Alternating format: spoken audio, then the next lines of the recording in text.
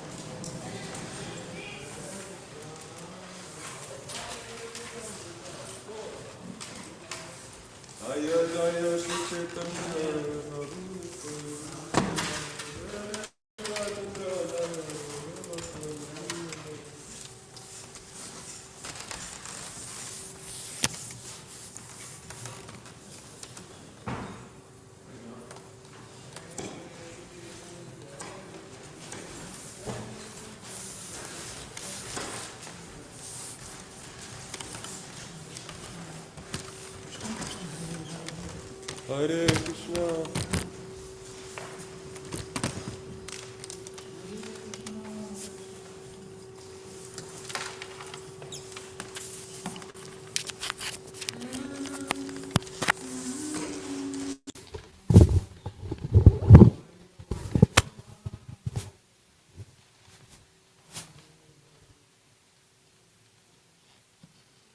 There he goes.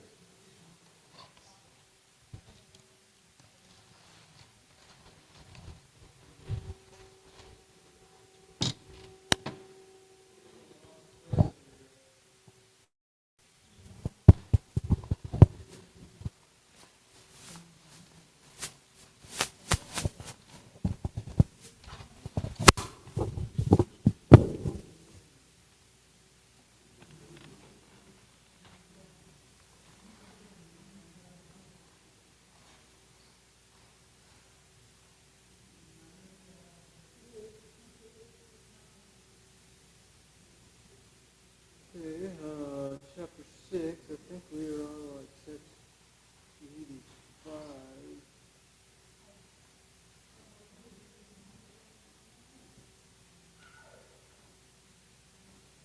You remember what we read last week?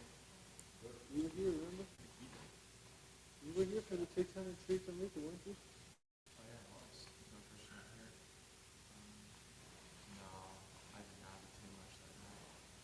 Sensory overload. You failed. You gotta go. Oh, yeah, that's crazy. Yeah, that's yeah, that's insane. That was crazy.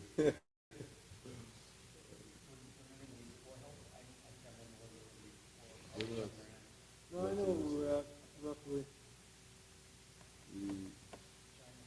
But I could just give us an update of what we read. So, Can you on the mic? yeah, this is that time where we are. I guess I'm just starting.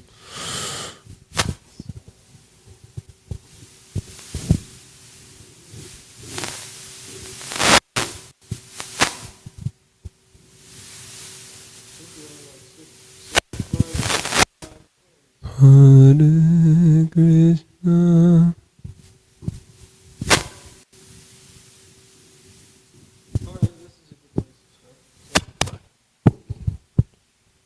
Okay. Oh, I lost the spot. I turned it. So, Hare Krishna, everybody. Last week on the CC, we heard how Lord Chaitanya and his associates, after Lord Chaitanya took sannyas, he was going to Jagannath Puri to go to the temple to see the Jagannath deities, who was pictured over there. Jagannath is Lord Krishna. He takes the form of a deity in a wooden form. It's a whole other story of how that happened. It's really awesome. You'll hear sometime. Anyways, Lord Chaitanya is running to Jagannath Puri with all his close associates, Lord Nityananda, Sri Advaita Acharya, and others. And as they are approaching Puri, Lord Chaitanya could see the top of the temple. It's a very tall temple, and he just darted off. He goes running, and nobody else could keep up with him. And he runs into the temple. He takes darshan at Lord Jagannath, and he just like completely loses it. He faints. He falls down, and like the security guards there like think he's a crazy guy, and they're trying to throw him out. And then Sarvabhauma Bhattacharya, who's a very learned, scholarly person, is there, and he's testing to make sure he's alive. And then once it's confirmed that he's alive and well, he's like, okay, I'll take him to my house and recuperate him. I think these might be like symptoms of, ecstasy. Like he's not just a crazy person. So he took him to his house. All of Lord Chaitanya's associates eventually caught up. They came to the temple. They were looking for him. They found out he was there. So then Sarvabhauma Bhattacharya was recouping Lord Chaitanya, and then all of his associates came, and Sarvabhauma Bhattacharya was inquiring, like, who is this guy? Who did he take sannyas from? What was his life like before he took sannyas? And then they told him, that he took sannyas from Keshav Bharati, who was a Mayavad sannyasi, and then Sarvabhauma Bhattacharya deemed that this is a lower grade, and he noted how Lord Chaitanya is very young, so it's hard to control the sex desire and other material desires, being especially in a young body. So then he said, okay, I'll instruct him in Vedanta for 7 days. And that's kind of the part where we're at. But right before that, Lord Chaitanya's associates told Sarvabhauma Bhattacharya that he's actually God. And then they were like, what? No way, where's your evidence? And then, they started giving some evidence. But right now we're at the point, right, where Sarvabhauma Bhattacharya is going to begin instructing Lord Chaitanya for 7 days. I think it's 7 days. It's at least sometime like that.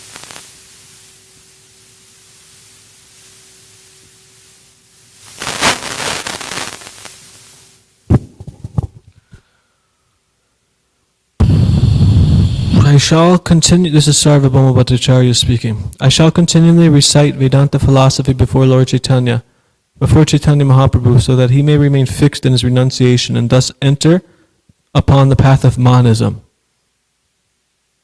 Purport. According to Sarvabhauma Bhattacharya, among sannyasis, the cultivation of Vedanta philosophy helps in becoming detached from sense gratification. Ooh, that's not good. That should be okay. Thus, a sannyasi can protect the prestige of wearing a loincloth, kopin. Thus, a sannyasi can protect the prestige of wearing a loincloth, a kopin. One has to practice sense control as well as mind control and subdue the 6 forces of speech, mind, anger, tongue, belly, and genitals. Then one can become expert in understanding the devotional service of the Lord and thus become a perfect sannyasi. For that purpose, one must cultivate knowledge and renunciation regularly. When one is attached to material sense gratification, he cannot protect his sannyas order. Sarvabhauma Bhattacharya suggested that by the study of vairagya, renunciation, Sri Chaitanya Mahaprabhu might be saved from the clutches of full-fledged, youthful desires. It's like a horror movie, full-fledged, youthful desires. Okay, text 76. Sarvabhauma Bhattacharya then suggested if Sri Chaitanya Mahaprabhu would like, I could bring him into a first-class sampradaya by offering him saffron cloth and performing the reformatory process again. Purport. The Bhattacharya wanted to reinstate Sri Chaitanya Mahaprabhu into the Saraswati Sampradaya because he did not like the lords belonging to the Bharati Sampradaya or Puri Sampradaya. Actually, he did not know the position of Lord Chaitanya Mahaprabhu. As the Supreme Personality of Godhead, Chaitanya Mahaprabhu did not depend on an inferior or superior sampradaya. The Supreme Personality of Godhead remains in the supreme position in all circumstances. Gopinathacharya and Mukunda Datta became very unhappy when they heard this. Gopinathacharya therefore addressed Sarvabhauma Bhattacharya as follows. Wait, who is this? Gopinathacharya. My dear Bhattacharya, you do not know the greatness of Lord Chaitanya Mahaprabhu. All the symptoms of the Supreme Personality of Godhead are found in him to the highest degree. Purport. Since the Bhattacharya was an impersonalist, he had no idea of the absolute truth beyond the impersonal effulgence. However, Gopinathacharya informed him that Chaitanya Mahaprabhu was the Supreme Personality of Godhead. Those who know the absolute truth know it in 3 phases, as explained in the Srimad Bhagavatam. You know this?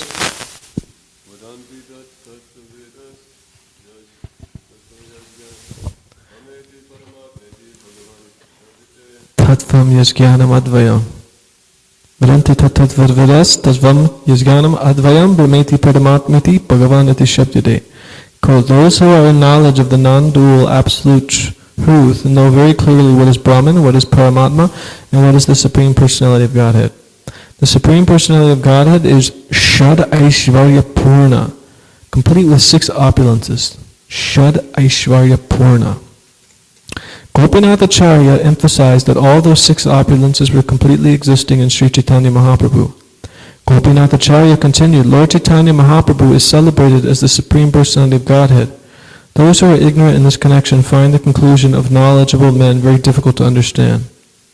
Yeah, I guess we finished on text 85 last week because we read this, but we'll hear it again. The disciples of Sarvabhauma Bhattacharya retaliated. By what evidence do you conclude that Sri Chaitanya Mahaprabhu is the Supreme Lord?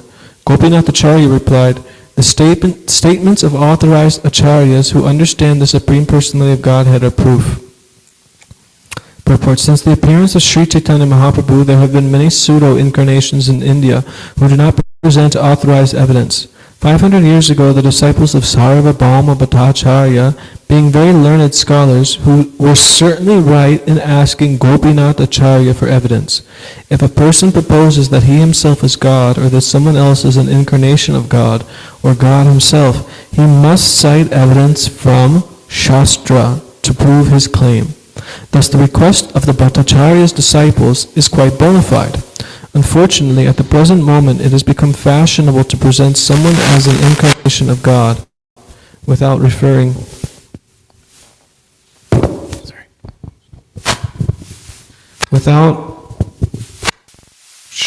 Hare Krishna, Hare Krishna.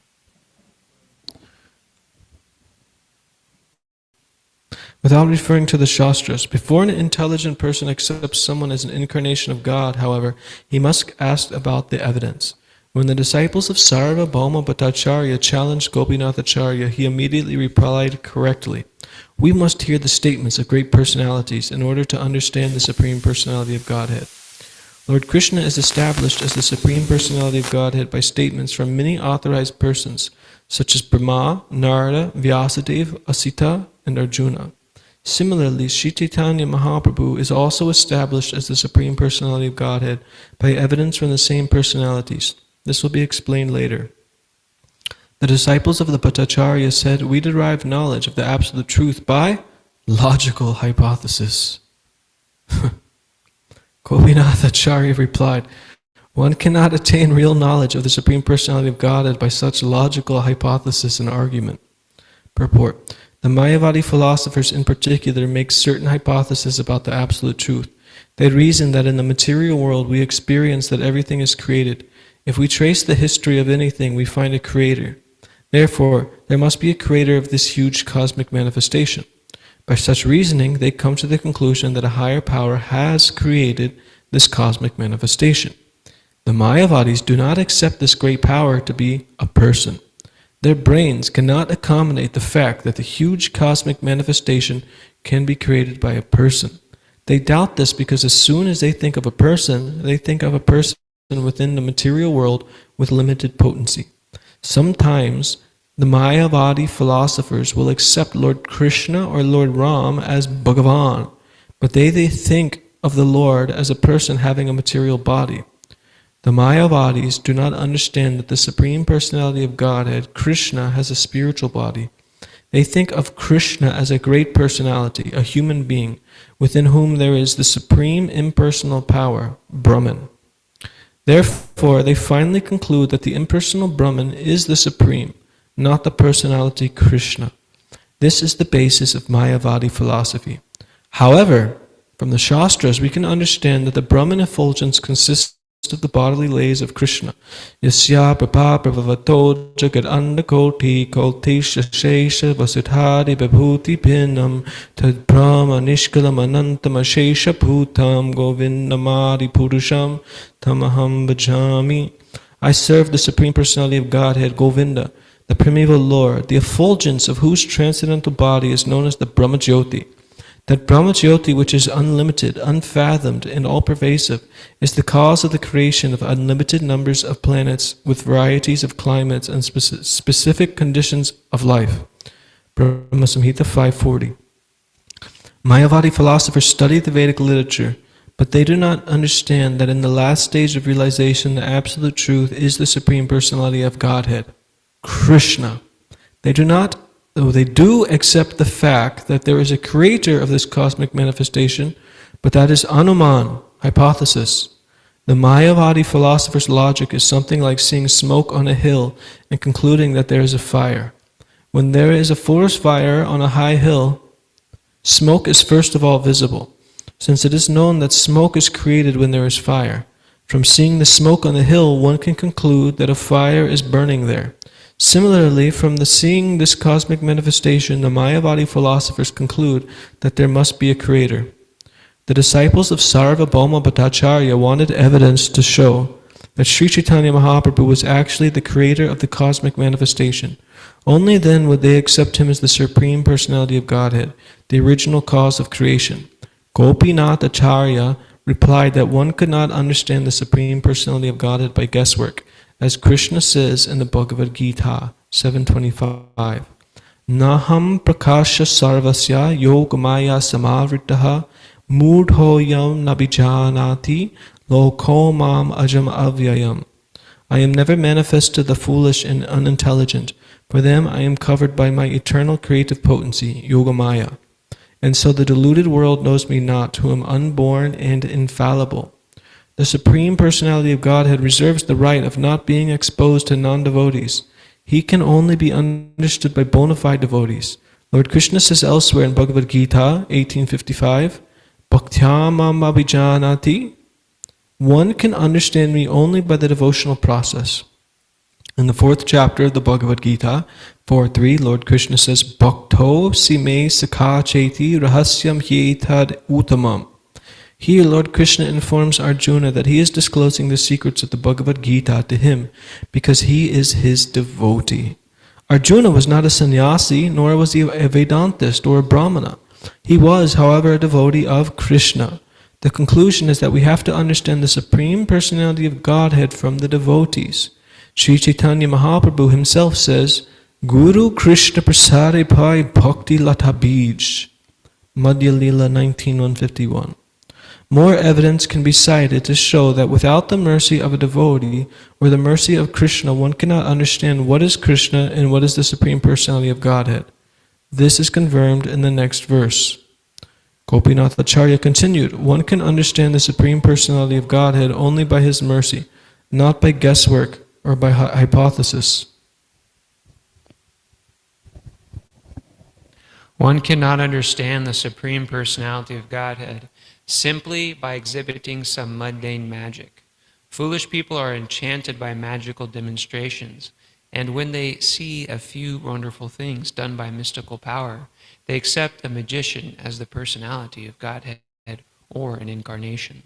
This is not the way of realization, nor should one guess or speculate about an incarnation of God or the personality of Godhead. One has to learn from the bona fide person or from the Supreme Personality of Godhead himself, as Arjuna did, by the mercy of Krishna. Krishna himself also gives many hints about his potencies as the Supreme Personality of Godhead. One should understand the Supreme Personality of Godhead only through the evidence presented by the Shastras and the Mahajanas. In any case, one must have the mercy of the Lord in order to understand the Supreme Personality of Godhead by devotional service. The Acharya continued, if one receives but a tiny bit of the Lord's favor by dint of devotional service, he can understand the nature of the Supreme Personality of Godhead. My Lord, if one is favored by even a slight trace of the mercy of your lotus feet, he can understand the greatness of your personality. But those who speculate in order to understand the Supreme Personality of Godhead are unable to know you, even though they continue to study the Vedas for many years. The above verse is from Srimad Bhagavatam 10:14-29. The Brahma Samhita states, Videshu durlabam adurlabam atma bhakto. Brahma Samhita 5:33. Although the Supreme Personality of Godhead, Krishna, is the ultimate goal of knowledge, Vedaish chai sarver aham eva vedya, one who is not a pure devotee and who is not engaged in the service of the Lord cannot understand him. Lord Brahma therefore confirms this. Videshu durlabam. It is very difficult to understand the Supreme Lord simply through one's studies. Adurlabam atma bhakto. However, it is very easy for the devotees to capture the Lord. The Lord is known as Ajita, unconquerable. No one can conquer the Supreme Personality of Godhead, but the Lord consents to be conquered by his devotees. That is his nature, as stated in the Padma Purana. Atta Shri Krishna Namadi Na Bhaved Grayam Indriyai Sevam mukhehi jevadao svayam eva spuradada. Being pleased by devotional activities, the Lord reveals himself to his devotees. That is the way to understand him.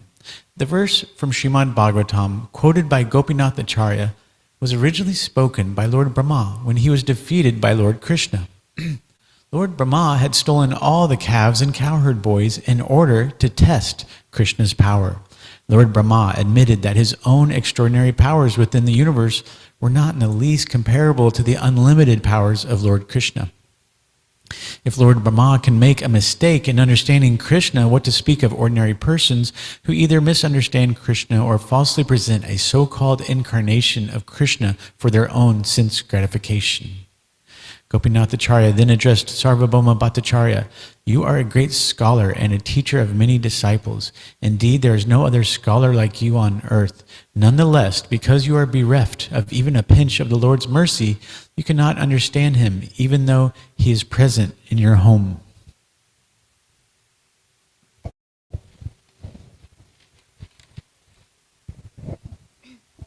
It is not your fault. It is a verdict of the scriptures. You cannot understand the Supreme Personality of Godhead simply by scholarship. Purport. This is a very important verse. Even big scholars cannot understand Krishna, yet they dare comment on the Bhagavad Gita. Reading the Bhagavad Gita means understanding Krishna. Yet we actually see many scholars making blunders in trying to understand Krishna. Gopinath Acharya's statement is confirmed in many places in the Vedic literature. In the Katha Upanishad 1:2-23, it is stated, Nayamatma pravachanena labhyo namedayana bahuna shrutena yam evaisha vrinute tena labhyas tasyaishat atma vivrinute tanum swam. It is also stated in Katha Upanishad, Naisha tarkena matir apaneya proktan yenaiva sujnaya thank you, nanaya preshta yam twamapa satyadritir batasi twadrin no bhuyan nachiketa prashta. The fact is that the Supreme Personality of Godhead, the Supersoul, cannot be attained simply by explanations, logic, and erudite scholarship. One cannot understand him simply by one's brain substance. Even by studying all the Vedic literatures, one cannot understand the Supreme Lord. However, if one is slightly favored by the mercy of the Lord, if the Lord is pleased, one can understand him. But who are the candidates eligible to receive the mercy of the Lord? Only the devotees. They alone can understand what is the Supreme Personality of Godhead. The Lord reveals himself to the sincere devotee when he is pleased with his service. Swayam eva spuratyadaha. One should not try to understand the Lord simply from the statements of the Vedas, nor should one uselessly attempt to decry these statements through reasoning and logic.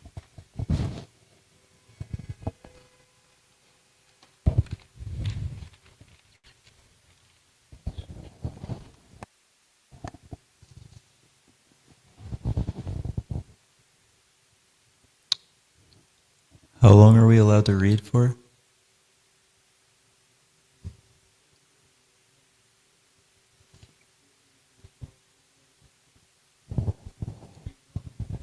Okay.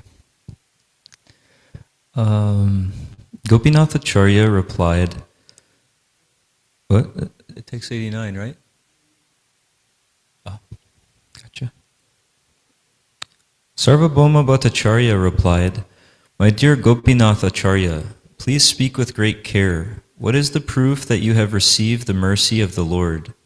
Gopinath Acharya replied, "Knowledge of the summum bonum, the absolute truth, is evidence of the mercy of the Supreme Lord."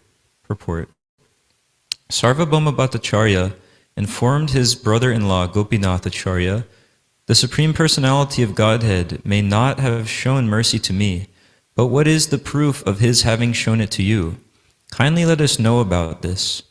In reply to this, Gopinath Acharya said that the summum bonum, the absolute truth, and his different potencies are identical.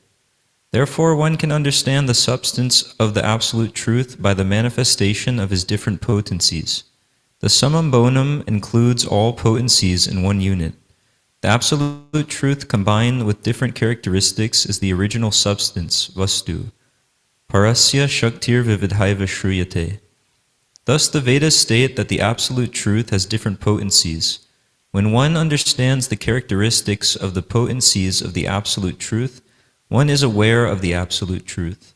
On the material platform as well, one can understand the substance by the manifestation of its symptoms. For example, when there is heat, it is to be understood that there is fire. The heat of the fire is perceived directly. The fire may not be visible, but one can search out the fire by feeling heat. Similarly, if one can perceive the characteristics of the Absolute Truth, we can know that he has understood the substance of the Absolute Truth by the mercy of the Lord. In the Bhagavad Gita 7.25, it is said, Naham prakasha sarvasya. The Supreme Personality of Godhead reserves the right of not being exposed to everyone. Sevan mukhe hi jivado swayam evas paratyadaha. The Lord reveals himself to a devotee when he is completely satisfied by the devotee's service. Thus, one cannot understand the Supreme Lord without his mercy. The Absolute Truth cannot be understood by speculation, and this is the conclusion of the Bhagavad Gita.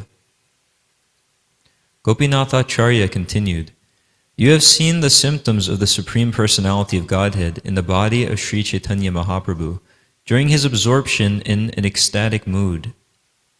Despite directly perceiving the symptoms of the Supreme Lord in the body of Sri Chaitanya Mahaprabhu, you cannot understand him. This is commonly called illusion. Purport. Gopinathacharya is pointing out that Sarvabhauma Bhattacharya had already seen uncommon symptoms of ecstasy in the body of Sri Chaitanya Mahaprabhu. These uncommon symptoms of ecstatic love indicated the Supreme Person, but despite having seen all these symptoms, the Bhattacharya could not understand the Lord's transcendental nature. He was considering the Lord's pastimes to be mundane. This was certainly due to illusion. A person influenced by the external energy is called Bahirmukha Jana, a mundane person, because despite his perception, he cannot understand the real substance. Hearing Gopinathacharya say this, Sarvabhauma Bhattacharya smiled and began to speak as follows. Purport. When one's heart is not cleansed, one cannot awaken the transcendental nature of devotional service. As Lord Krishna confirms in Bhagavad Gita 7.28, Yesham tvantagatam papam jananam punya karmanam te dvandva moha nirmukta bhajante mam dridhavrataha. Persons who have acted piously in previous lives and in this life, and whose sinful actions are completely eradicated, are freed from the dualities of delusion, and they engage themselves in my service with determination. When one is actually engaged in pure devotional service, it is understood that he has already attained freedom from all reactions to sinful activities. In other words, it is to be understood that devotees are already freed from sin. A sinful person, a miscreant, duskriti, cannot engage in devotional service, nor can one engage in devotional service simply on the basis of scholarly speculation. One has to wait for the mercy of the Lord in order to render pure devotional service. The Bhattacharya said, We are just having a discussion among friends and considering the points described in the scriptures. Do not become angry. I am simply speaking on the strength of the Shastras. Please don't take any offense. Sri Chaitanya Mahaprabhu is certainly a great uncommon devotee, but we cannot accept him as an incarnation of Lord Vishnu, because according to Shastra, there is no incarnation in this age of Kali. Another name for Lord Vishnu is Triyuga, because there is no incarnation of Lord Vishnu in Kali Yuga. Indeed, this is the verdict of the revealed scriptures. Purport. The Supreme Personality of Godhead, Lord Vishnu, is known as Triyuga, which means that he is manifest in 3 yugas. However, this means that in the age of Kali, the Lord appears not directly but in disguise. This is confirmed in Srimad Bhagavatam Itam nir tiryag rishi deva jasavatar rare lokan vibhava yasi hamsi jagat pratipan dharmam mahapurusha pasi yuga nuvritam chanakalo yad abhavas triyugo tasatvam. My Lord, you kill all the enemies of the world in your multifarious incarnations, in the families of men, animals, demigods, rishis, aquatics, and so on. Thus you illuminate the worlds with transcendental knowledge. In the age of Kali, O Mahapurusha, you sometimes appear in a covered incarnation. Therefore you are known as Tri Yuga, one who appears in only 3 yugas. Srila Sridhar Swami has also verified that Lord Vishnu appears in the age of Kali, but does not act as he does in other ages. Lord Vishnu incarnates for 2 purposes: Pritranaya sadhunam vinashaya chaduskritam. That is, he comes to engage in pastimes with his devotees and to annihilate the demons. These purposes are visible in the Satya, Treta, and Dwapara Yugas, but in Kali Yuga the Lord appears disguised. He does not directly kill demons and give protection to the faithful. Because the Lord is not directly perceived in Kali Yuga, but is directly known in the other 3 yugas, his name is Tri Yuga. Everybody likes to read, right? Read it into the... Okay, yeah.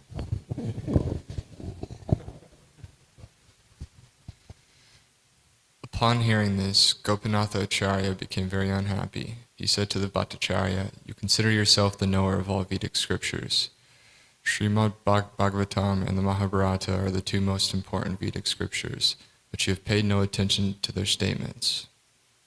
In Srimad Bhagavatam and the Mahabharata, it is stated that the Lord appears directly. But you say that in this age there is no manifestation or incarnation of Lord Vishnu. In this age of Kali, there is no Lila Avatara of the Supreme Personality of Godhead. Therefore he is known as Tri-Yuga. That is one of his holy names." Purport. A Lila Avatara is an incarnation of the Lord who performs a variety of activities without making any special endeavor. He always has one pastime after another, all full of transcendental pleasure, and these pastimes are fully controlled by the Supreme Person. The Supreme Person is totally independent of all others in these pastimes. While teaching Sanatana Goswami, Chaitanya,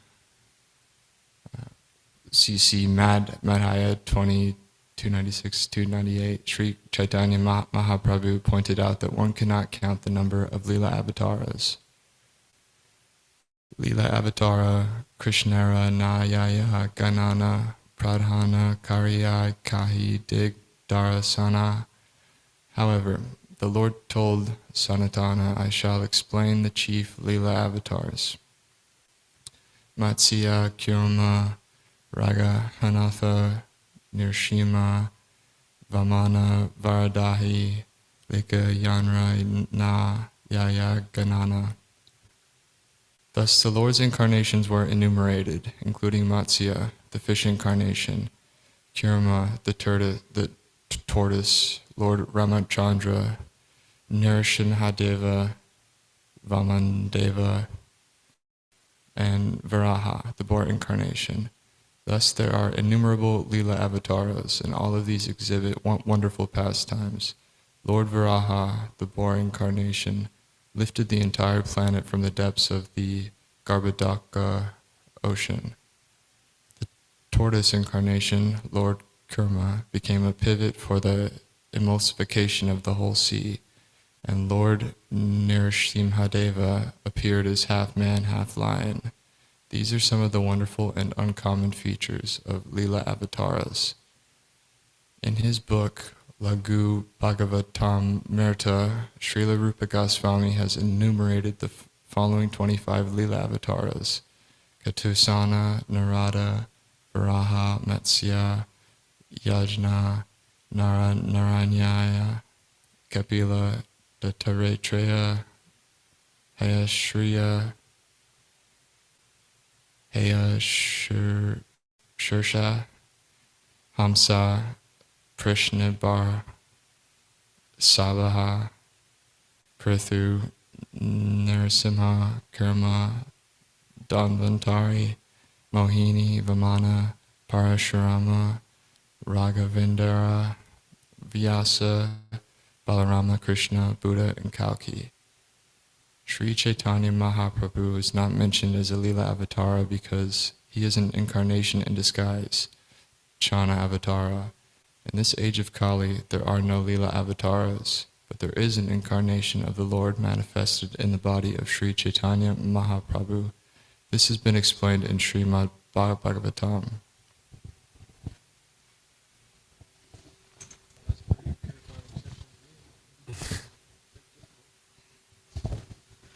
Gopinath Acharya continued, there is certainly an incarnation in every age, and such an incarnation is called the Yuga Avatar. But your heart has become so hardened by logic and argument that you cannot consider all these facts. In the past, your son has had bodies of 3 different colors, according to the age. These colors were white, red, and yellow. In this age, Dwapara Yuga, he has accepted a blackish body. Purport. This verse from Srimad Bhagavatam 10.8.13 was spoken by Garga Muni when he was performing the rituals at Lord Krishna's name-giving ceremony. He states that the incarnations of the Lord in other ages had been white, red, and yellow. This yellow color refers to Sri Chaitanya Mahaprabhu, whose bodily complexion was yellowish. This confirms that in the past Kali Yugas, the Lord also had incarnated in a body that was yellow in hue. It is understood that the Lord incarnates in different colors for the different Yugas, Satya, Treta, Dwapara, and Kali. Accepting the color yellow, Pita, as well as other characteristics, the Lord incarnated as Sri Chaitanya Mahaprabhu. This is the verdict of all Vedic authorities. In the age of Kali, as well as in Dwapara Yuga, the people offer prayers to the Supreme Personality of Godhead by various mantras and observe the regulative principles of the supplementary Vedic literatures. Now please hear of this from me. Purport. This is a quotation from Srimad Bhagavatam 11.5.31. In this age of Kali, those who are intelligent perform the congregational chanting of the Hare Krishna Maha Mantra, worshipping the Supreme Personality of Godhead, who appears in this age, always describing the glories of Krishna. That incarnation is yellowish in hue and is always associated with his plenary expansions, such as Sri Nityananda Prabhu, and personal expansions, such as Gadadhar, as well as his devotees and associates, such as Swarup Damodar. Purport. This verse from Srimad Bhagavatam 11.5.32 is explained by Sri Jiva Goswami in his Krama Sandarbha, as quoted by Srila Bhaktivinoda Thakur in regard to the explanation of Adi Lila, 3rd chapter, verse 52. Translation. The Lord, in the incarnation of Gaurasundara, has a golden complexion. Indeed, his entire body, which is very nicely constituted, is like molten gold. Sandalwood pulp is smeared all over his body. He will take the 4th order of spiritual life, sannyasa, and will be very much self-controlled. He will be distinguished from Mayavadi sannyasis in that he will be fixed in devotional service and will spread the Sankirtan movement. Purport. Gopinath Acharya quoted this verse from the Mahabharata, Vishnu Sahasranama Stotra. Translation.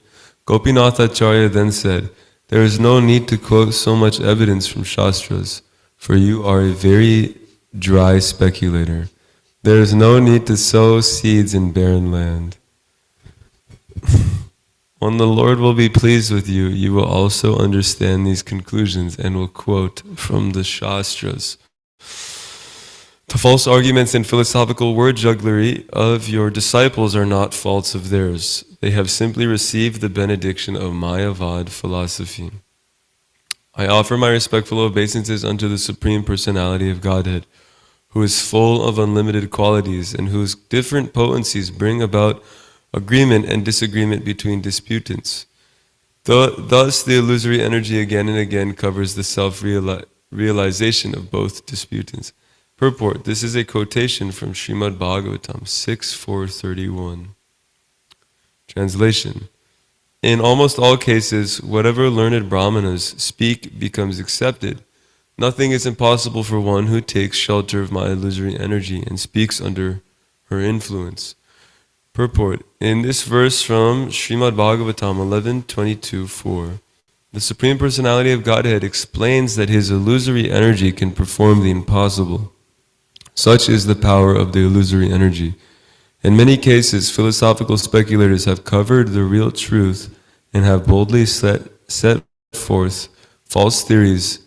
In ancient times, philosophers like Kapila, Gautama, Jaimini, Kanada, and similar brahmanas propounded useless philosophical theories, and in modern days, so-called scientists are setting forth many false theories about the creation, backed up by seemingly logical arguments. This is all due to the influence of the Supreme Lord's illusory energy. The illusory energy, therefore, sometimes appears correct because it is emanating from the Supreme Correct. To avoid the very bewildering illusory influence, one must accept the words of the Supreme Personality of Godhead as they are. Only then can one escape the influence of the illusory energy. After hearing this from Gopinath Acharya, Sarvabhauma Bhattacharya said, "First go to the place where Sri Chaitanya Mahaprabhu is staying and invite him here with his associates. Ask him on my account. Take Jagannath Prasadam and first give it to Chaitanya Mahaprabhu and his associates. After that, come back here and teach me well."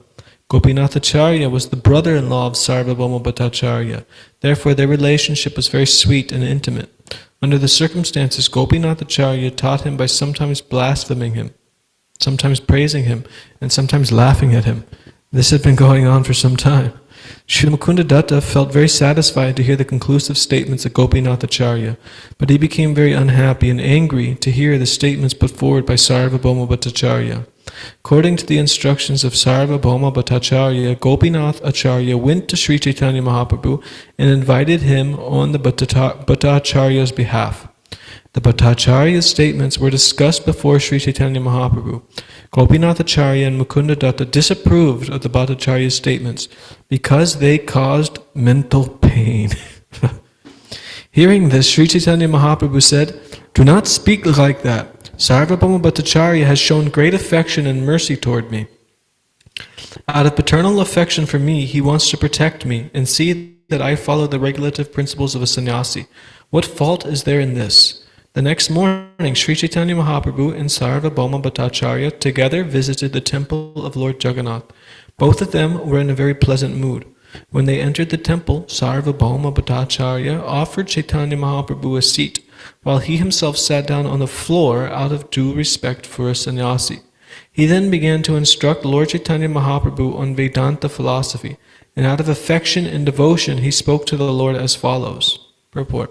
The Vedanta or Brahma Sutra written by Srila Vyasadeva is a book studied by all advanced spiritual students, especially by the sannyasis of all religious communities or sampradayas. The sannyasis must read the Vedanta Sutra to establish their final conclusions concerning Vedic knowledge.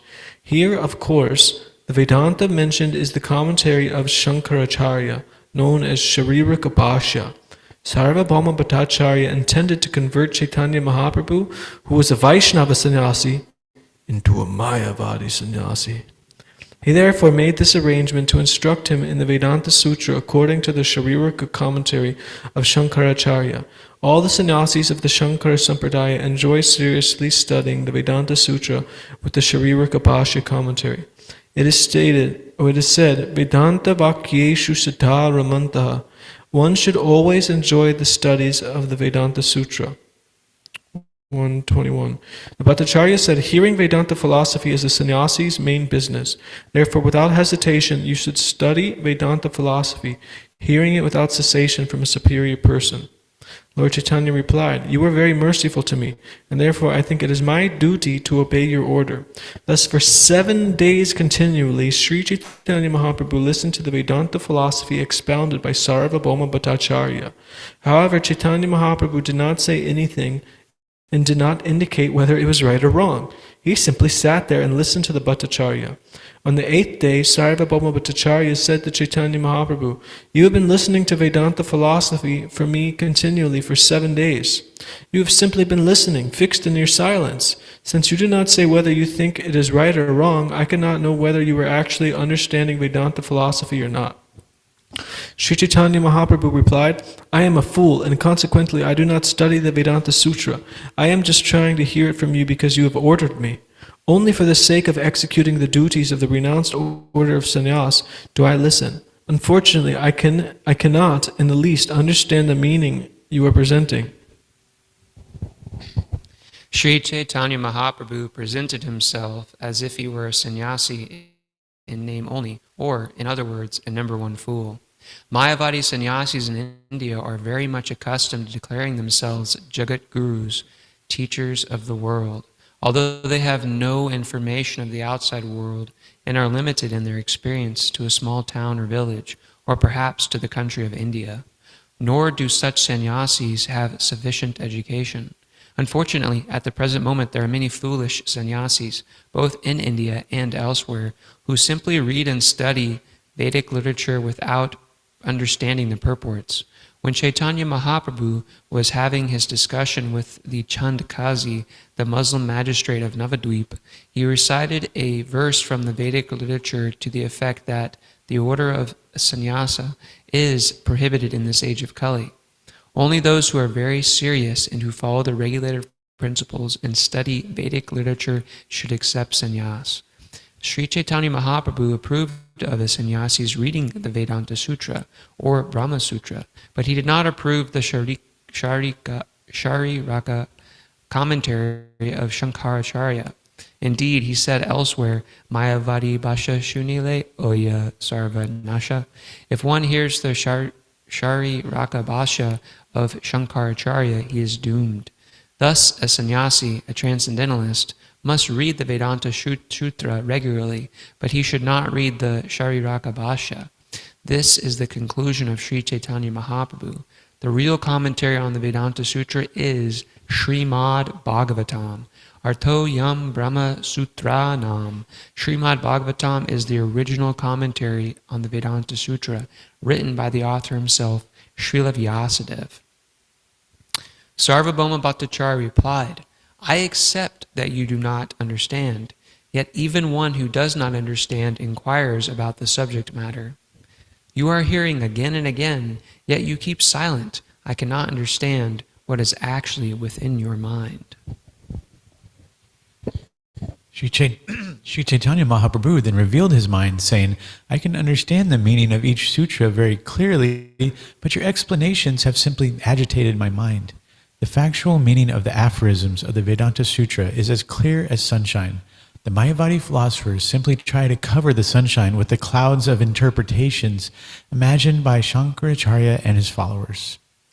The meaning of the aphorisms in the Vedanta Sutra contain clear purports in themselves, but other purports you presented simply covered the meaning of the sutras like a cloud. Please refer to Adi Leela, 7th chapter, verses 106 through 146, for an explanation of this verse. You do not explain the direct meaning of the Brahma Sutras. Indeed, it appears that your business is to cover their real meaning."